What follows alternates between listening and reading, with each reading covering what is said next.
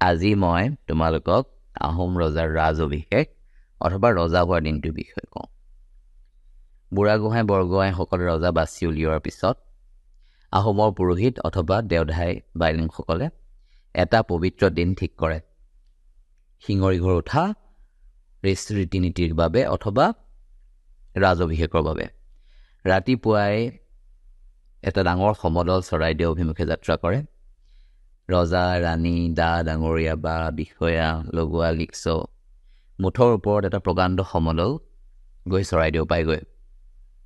চৰাইদেউত প্ৰথম কাম এজোপা বৰগছ ৰোৱা হয়।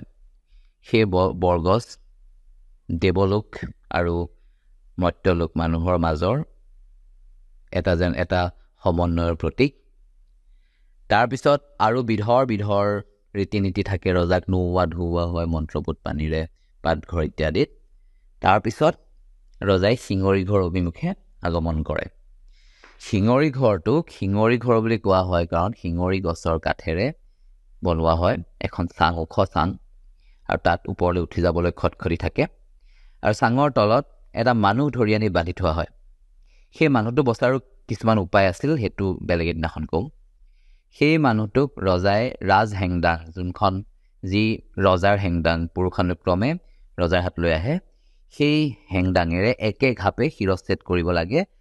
ৰজাই খটখটিত উঠি একে ঘাটে সেই মানুহটোক শিৰচ্ছেদ কৰে।